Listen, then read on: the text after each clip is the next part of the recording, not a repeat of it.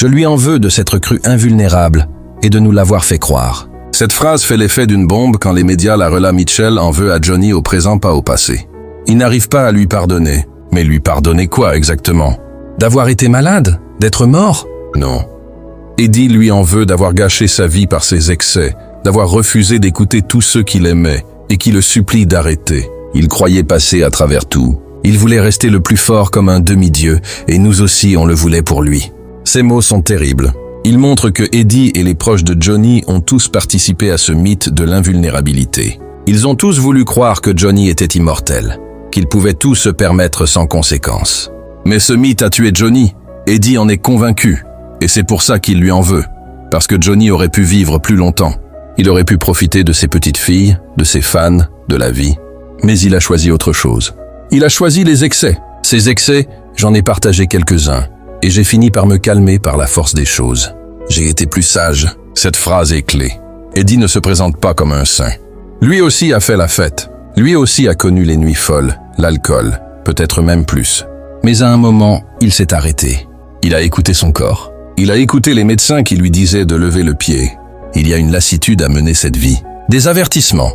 Le corps et les tébip qui vous alertent. Eddie a compris qu'il ne pouvait pas continuer comme ça. Qu'il devait choisir entre cette vie d'excès et la vie tout court. Alors, il a choisi, il a ralenti, il a pris soin de lui, et il est encore là aujourd'hui à 82 ans pour publier son autobiographie. Mais Johnny, lui, il ne s'est jamais calmé. Il n'a jamais levé le pied, et il a en partie bousillé sa vie. En partie pas complètement, parce que Eddie reconnaît que Johnny a eu une carrière exceptionnelle, un succès immense, une vie pleine, mais il aurait pu avoir plus. Il aurait pu vivre plus longtemps, et c'est ça qui rend Eddie fou de rage. Ce qui ressort aussi du livre, c'est la frustration d'Eddie. Il raconte qu'il a essayé encore et encore de raisonner Johnny.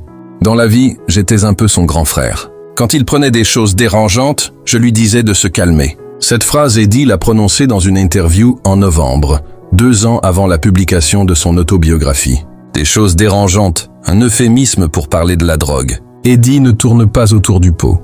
Il sait que Johnny se droguait. Tout le monde le savait. Ce n'était un secret pour personne dans l'entourage du rockure. Mais il ne m'écoutait pas. Il n'a jamais écouté qui que ce soit.